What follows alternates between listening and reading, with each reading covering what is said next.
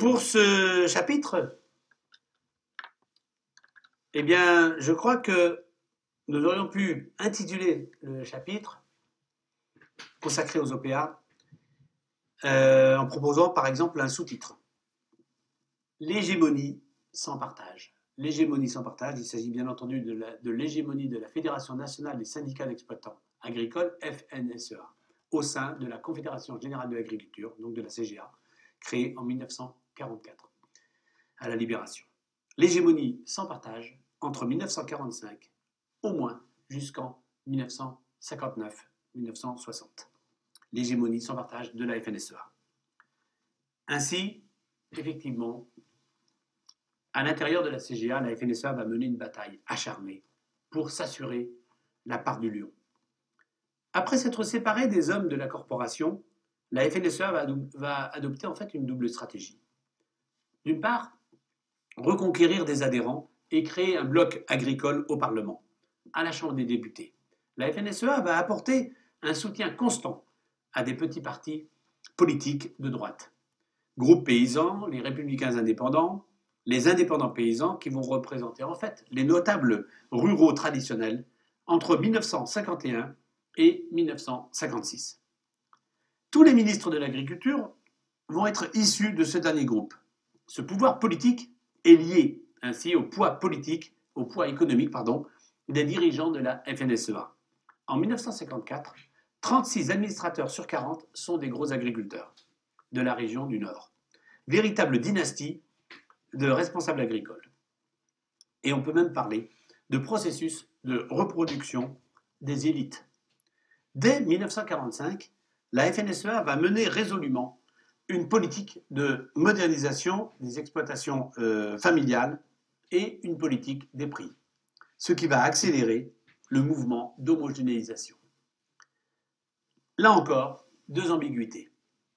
Ces mouvements d'homogénéisation, ce mouvement d'homogénéisation sera l'expression de l'unité syndicale et le résultat de la politique des prix qui profite essentiellement aux gros producteurs. L'incapacité à masquer aussi l'exode rural, jamais reconnu officiellement par la FNSEA. Le clivage en politique est le suivant: politique des structures, c'est-à-dire politique de modernisation, et politique des prix, là encore pour la modernisation, mais qui sert essentiellement aux gros producteurs. Ce clivage est à l'origine de la création du Centre national des jeunes agriculteurs et au départ du Cercle national des jeunes agriculteurs, le CNJA. Allié contestataire de la FNSEA, tout au moins au début. Mais ce clivage va être aussi à l'origine de la création du MODEF, Mouvement de défense des exploitations familiales, et de la création de la Fédération française de l'agriculture, donc de la FFA. Aujourd'hui, on parle depuis les années 1990 de la coordination rurale agricole. En tout cas, le CNJA au départ, puis le MODEF et la FFA vont être de farouches dissidents de la FNSEA. Et je commence, si vous le voulez bien, par les jeunes, par le CNJA. Un petit brin d'histoire. La genèse du CNJA. En 1951, l'équipe dirigeante de la JAC, la Jeunesse agricole chrétienne, l'équipe dirigeante de la JAC pense d'abord créer un syndicat rival de la Fédération nationale des syndicats d'exploitants agricoles. En 1956, les jacistes veulent alors transformer les jeunes de la CGA en Centre national des jeunes agriculteurs, structure syndicale qui va être liée à la FNSEA. La ligne dure, soutenue, rappelons-le, par Michel de Bâtisse, va l'emporter sur celle des dirigeants du Nord-Est, respectueux de la FNSEA. Le CNJA va donc reprendre les thèses de la JAC. Il faut donc, dans l'agriculture, une révolution silencieuse, pour reprendre le mot de Michel de Bâtisse. La révolution silencieuse, c'est d'ailleurs le titre de son ouvrage. Michel de Bâtisse, qui a été à la fois président de la FNSEA et qui plus tard sera appelé par Raymond Barre, à la tête du secrétariat d'État à l'industrie, aux industries agroalimentaires. Donc, il sera donc ministre délégué. Alors, donc, il faut dans l'agriculture une révolution silencieuse, et je cite le mot, encore une fois, de Michel de Baptiste, révolution silencieuse à visage humain. La JAC, en fait, va largement diffuser toute une série d'éléments, puisque la JAC va être considérée comme une véritable école de formation. Il faut donc attendre les années 1960 pour voir vraiment évoluer les mouvements agraires, les mouvements agricoles et le syndicalisme agricole en particulier. La JAC, comme école de formation, a ainsi largement diffusé, premièrement, l'esprit d'entreprise, deuxièmement, de responsabilité de l'exploitation familiale individuelle, troisièmement, la modernisation technique dans la famille, l'exploitation.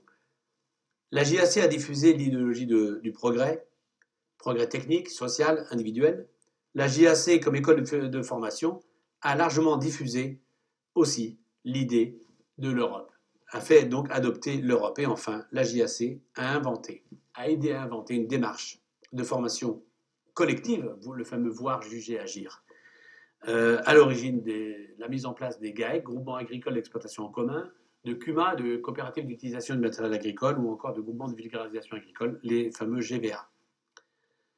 En fait, les jeunes cadres paysans se veulent, en tout cas issus de la JAC, puis du CNJA, ces jeunes cadres paysans vont se vouloir à égale distance du collectivisme que l'on dit à l'époque pro-communiste et du capitalisme sauvage que l'on dit encore une fois à l'époque pro-américain. Bien entendu, ce mouvement n'a pas mûri indépendamment de la société. Il s'est trouvé en phase avec le courant de pensée moderniste de l'époque, renforcé par la politique gaulliste dans les campagnes. Les agriculteurs, c'est comme disait le général de Gaulle, les agriculteurs, c'est comme les anciens combattants de 14-18, il y en aura de moins en moins, ils sont appelés à disparaître. Dans l'agriculture, eh bien, on va évoquer un modèle qui va être basé sur une très forte organisation, une très forte sociabilité. L'agriculture est donc devenue une sorte de modèle pour les autres professions, à travers la création des coopératives, du crédit agricole notamment pour la banque agricole, la banque agraire, l'organisation de développement, les fameux services d'aménagement du territoire, les chambres d'agriculture, etc. En fait, les effets pervers de l'organisation agricole peuvent être résumés à deux éléments. Le premier, l'introduction d'une logique familiale dans la logique capitaliste et d'une logique capitaliste dans la logique familiale. Et deuxième effet pervers, s'il y a eu professionnalisation et reconnaissance du métier, le mouvement a partiellement bloqué ses capacités de renouvellement. La FNSEA, en tout cas, et le CNJA vont apparaître comme un vaste appareil supplétif de l'État à partir des années 1960-1970. En fait, les remèdes. On parlait à l'époque, dans les journaux, de choc, de nécessaire choc culturel en fait. Au nombre de 5. Un soutien actif du CNJA, des jeunes agriculteurs et bien entendu de la FNSEA, un soutien actif à une politique des structures contre une politique des prix, incluant un exode agricole tempéré par des mesures sociales. Une intensification de la mécanisation liée à une meilleure rationalisation du travail et des facteurs de production qui impliquent un haut niveau de formation professionnelle.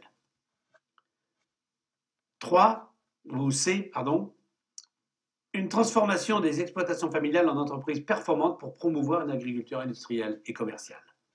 D, un syndicalisme fort et unitaire, aux structures militantes dynamiques dirigées par des cadres formés et informés.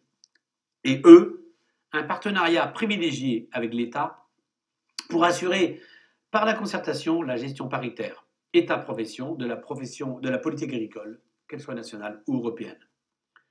En peu de temps, Tous les dirigeants du CNJA, efficaces à plus d'un titre, ont réussi à occuper tous les postes de l'appareil d'encadrement de l'agriculture en se posant comme les porte-parole légitimes de la paysannerie, tout en s'opposant aux syndicats concurrents. J'en arrive tout naturellement, donc après la présentation rapide du Centre national des jeunes agriculteurs, donc des jeunes agriculteurs qui vont faire alliance et qui vont être une sorte de partenaires privilégiés donc de la Fédération nationale des syndicats d'exploitants agricoles, une présentation des deux syndicats en même temps, le MODEF et la FFA, que l'on peut considérer sociologiquement comme des frères ennemis. Donc les frères ennemis, le MODEF et la FFA. Tirant peu à peu les leçons de la contestation du CNJA, la FNSEA, en 1958, va abandonner son soutien à la politique des prix. Pour certains courants de la FNSEA, c'est une véritable trahison. La FNSEA va ainsi être débordée par sa gauche et par sa droite. Le 7 avril 1959, le mouvement de coordination et de défense des exploitations familiales est créé, devient en 1962 le MODEF, avec un statut donc syndical lui permettant, à partir de 1976, de présenter des candidats aux différentes élections, chambres d'agriculture. Le MODEF est proche du Parti communiste dans les analyses. Mais pour le MODEF, il faut défendre la petite paysannerie et non les prolétaires. 10 ans après, en 1969, à peu près 10 ans après, pour des raisons analogues, se crée la Fédération française de l'agriculture qui va reprendre les thèses agrariennes et dont certains dirigeants sont proches de l'extrême droite. Politiquement opposés, la FFA et le MODEF ont les mêmes bases sociales, défendent l'exploitation familiale, soutiennent une politique des prix, s'opposent à la communauté économique européenne et à la cogestion État, FNSEA, CNJA. Attention, néanmoins, pour le MODEF, il faut défendre le statut de fermage et du métayer, alors que pour la FFA, il s'agit de défendre en particulier le statut de la propriété. En second lieu, attention aussi au fait que pour le MODEF, la communauté économique européenne, aujourd'hui l'Union européenne, c'est l'Europe des trusts et des monopoles et des banques. Alors que pour la FFA, c'est au contraire une entreprise de collectivisation. Après 1968, opposition interne avec, par exemple, un ancien du PSU, Bernard Lambert, qui est un élu agricole, base de droite, mais en même temps une idéologie de gauche, voire d'extrême gauche, qui a animé progressivement le mouvement des paysans travailleurs, et nous reviendrons sur ce mouvement dans quelques instants. On ne peut ignorer aussi les paysans du Larzac, symbole du changement, du rôle assigné aux paysans dans la transformation. Depuis cette période, il y a deux perspectives syndicales qui s'affrontent. Un syndicalisme majoritaire, FNSEA-CNJA comme relais politique, et le syndicat minoritaire, Confédération paysanne, avec le MODEF et les différentes FDSEA contestataires en Loire-Atlantique par exemple. Je veux donc évoquer pour clore cette présentation la nouvelle gauche syndicale, mais une gauche non communiste, la CNSTP et la FNSP. CNSTP, Confédération nationale des syndicats de travailleurs paysans. FNSP, Fédération nationale des paysans. Les effets des premières lois d'orientation agricole vont se faire sentir rapidement. Les agriculteurs modernisés, ceux qui ont joué le jeu économique et accompagné la CNJA dans son entreprise de progrès, commencent à dresser des bilans. Ils constatent que leurs efforts n'ont pas été payés de retour. L'endettement des exploitations, l'intensification du travail, la concurrence entre producteurs, la course au productivisme, source de développement inégal et de surplus alimentaire, sont quelques-unes des conséquences des politiques menées depuis plus de 30 ans maintenant. Mais en tout cas, à l'époque, depuis plus de 10 ans. Soutenue par le mouvement gauchiste de 1968, une tendance paysan-travailleur et je mets des guillemets bien sûr à ce terme paysan travailleur, prend son autonomie à l'intérieur du CNJA lors du congrès de Blois en 1970. C'est la naissance, 4 ans plus tard, en 1974, de l'Association nationale des paysans travailleurs, qui va prendre le statut en 1981 donc, de syndicat pour devenir la Confédération nationale des syndicats de paysans travailleurs, donc CNSTP. Pour eux, les firmes capitalistes exploitent les paysans. Leur slogan, à intérêt opposé des syndicats différents. En 1981, la reconnaissance du pluralisme agricole va accélérer la dissidence. Création de la FNSP, Fédération nationale des syndicats paysans, le 28 avril 1982, dans la mouvance socialiste. Il s'agit en 1987 de se rassembler, création de la Confédération paysanne, qui est devenue une véritable alternative, un contrepoids, un contre-pouvoir au syndicalisme dominant. On ne saurait oublier, dans ce survol rapide et historique, les salariés agricoles syndiqués dans des branches agricoles comme la CGT, FOCGT, CFTC, CFDT, mais aussi CGC. Il y a eu même la création de la FGA-CFDT en 1964 et dès 1943 de la CFTC, syndicat donc, de travailleurs chrétiens. En tout cas, on voudrait noter que la manifestation du 23 mars 1982 de la FNSEA et du CNJA va démontrer la force de mobilisation du syndicat dominant. Mais personne ne conteste aujourd'hui le pluralisme syndical. En définitive, un double processus, d'une part, l'ouverture sur l'Europe, et d'autre part, la crispation du mouvement paysan sur la base d'un corporatisme s'opposant aux autres groupes sociaux, à la politique de l'État et aussi à l'Europe. La paysannerie est donc en pleine recomposition avec de nouvelles alliances au niveau extra-professionnel, au niveau rural. Quant aux organisations professionnelles agricoles, elles semblent poursuivre des buts distincts. Les syndicats ont vocation à défendre les intérêts de leurs mandants. Les organisations mutualistes à organiser et accompagner l'activité productive et la vie sociale de leurs adhérents. Les chambres d'agriculture, comme établissements publics, ont alors un rôle consultatif. La démarche était à l'origine pragmatique, elle est devenue programmatique. Cogestion, concertation, négociation, communication, décision. On dira en définitive que les agriculteurs ont le choix en matière de syndicalisme, majoritaire-minoritaire. Ils ont le choix et en même temps, on peut se poser la question, les agriculteurs ne sont-ils pas tous des minoritaires face notamment à Bruxelles, face à l'État, face à son administration, l'administration de Bruxelles et l'administration de l'État, et en même temps face aux autres groupes sociaux, c'est-à-dire face aux non-agriculteurs. En tous les cas, les travailleurs de la terre sont obligés de trouver de nouvelles alliances.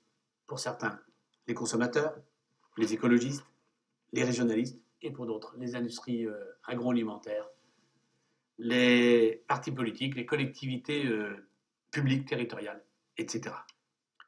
Il s'agit donc d'avoir en tête un paysage organisationnel de la France agricole qui est constitué de ces organisations professionnelles agricoles, majoritaires, minoritaires, mais aussi de la coopération et du mutualisme. Nous allons donc proposer un élément d'analyse dans le troisième chapitre de cette partie intitulé « Sociologie de l'agriculture ».